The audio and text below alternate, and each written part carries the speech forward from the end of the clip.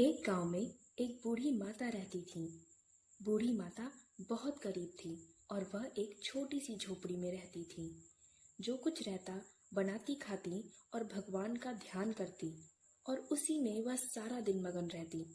कोयल की कुहकार, चिड़ियों की चहकार सुनकर बूढ़ी माता एक मिट्टी के बर्तन में पानी रखती और थोड़ा सा दाना बिखेर देती। वहीं कुछ ही दूर पर एक छोटा सा बागीचा था जहाँ हर शाम कुछ बच्चे खेलने आते थे। वैसे ही एक शाम एक छोटी बच्ची वसुंधरा, जो खेलते खेलते थक चुकी थी, बूढ़ी माता की झोपड़ी के पास गई और दरवाजे से अंदर झांकते हुए बोली, दादी माँ, मुझे थोड़ा पानी पिला दो। बूढ़ी माता अपनी टूटी हुई खाट पर सो रही थी। वह दरवाजे की तरफ देखते हुए बोली, कौन है? उन्होंने देखा कि उनके दरवाजे पर एक छोटी सी बच्ची खड़ी है। वह मुस्कुराते हुए उसे अंदर बुलाई और कहा, जरा रुको, मैं तुम्हारे लिए घड़े से ठंडा पानी लाती हूँ। बूढ़ी माता ने वसुंधरा को थोड़ा गुड़ और पानी पिलाया। घड़े का ठंडा पानी पीकर वसुंधरा को बहुत आनंद आया। वसुंधरा को देखते हुए बाकी सारे बच्चे भी बूढ़ी माता की झोपड़ी में आ गए। बूढ़ी माता ने उन सभी को गुड़ और ठंडा पानी पिलाया। थोड़ी देर बाद वसुंधरा बूढ़ी माता से पूछती है, दादी माँ, क्या आप यहाँ अकेली रहती हैं? बूढ़ी दादी ने बोला, हाँ, मैं यहाँ अकेली रहती हूँ।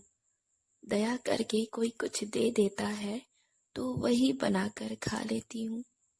वसुंधरा देखती है कि वही रखी हुई मिट्टी के बर्तन में कुछ आटा और दाल रखी हुई थी। उस दिन बूढ़ी माता की तबीयत भी कुछ खराब थी।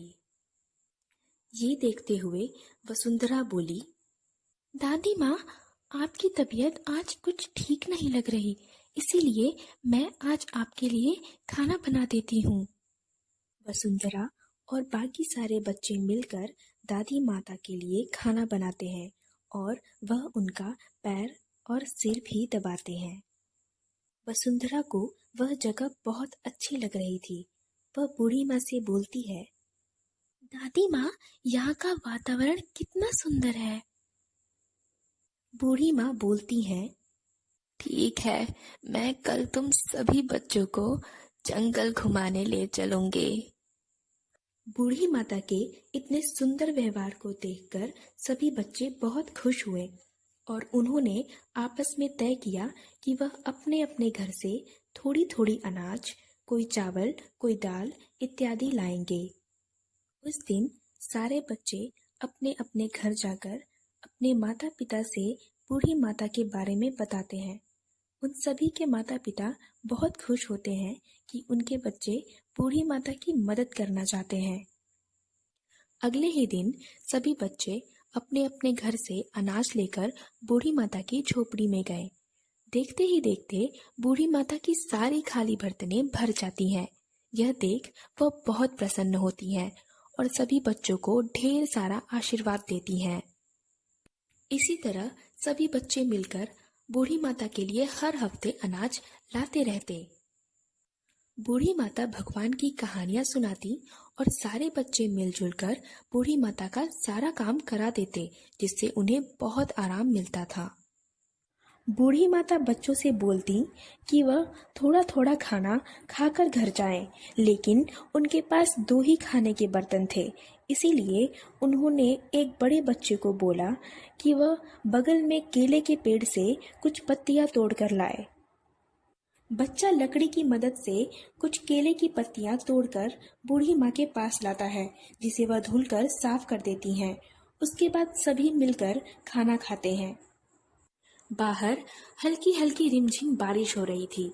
बच्चों ने बूढ़ी माता से जिद किया कि वह उनके साथ टहलने चले।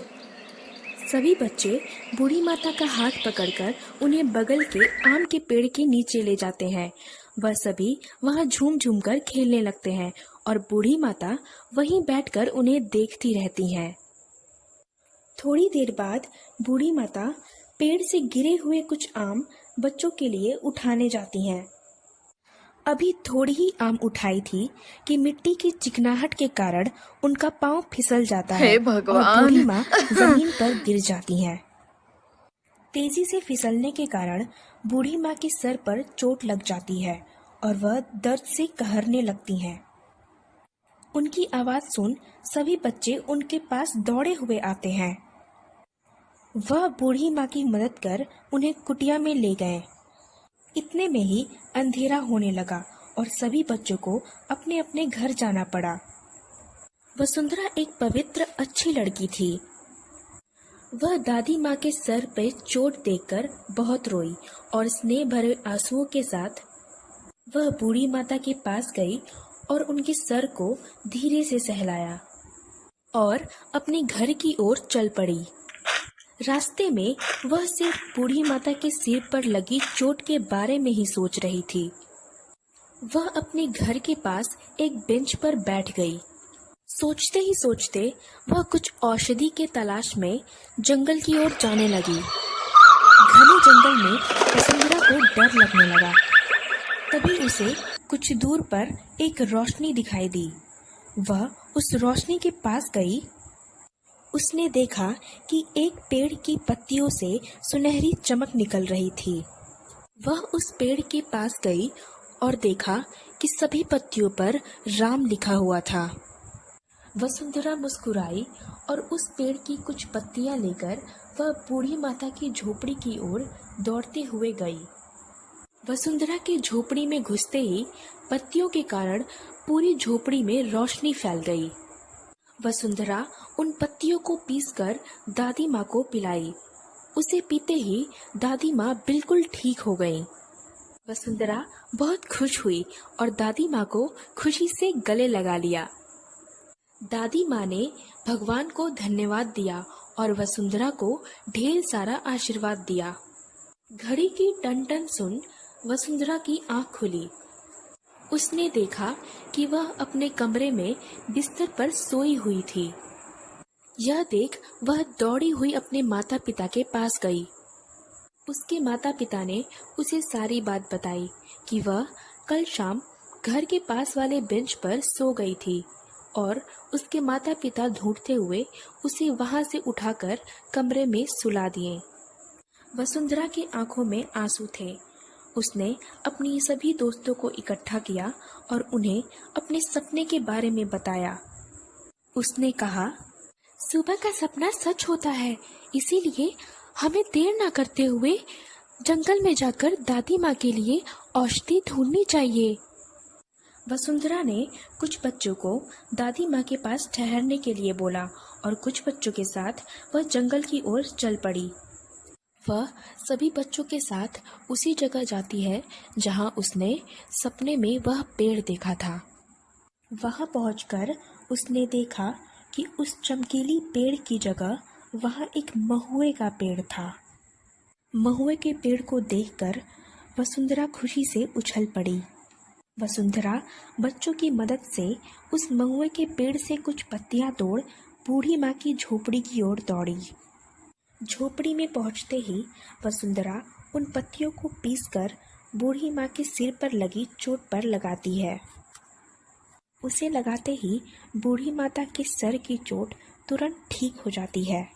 बूढ़ी माँ दर्द से आराम मिलने पर उठकर बैठ जाती हैं और ईश्वर को धन्यवाद देते हुए सभी बच्चों को गले लगा लेती हैं।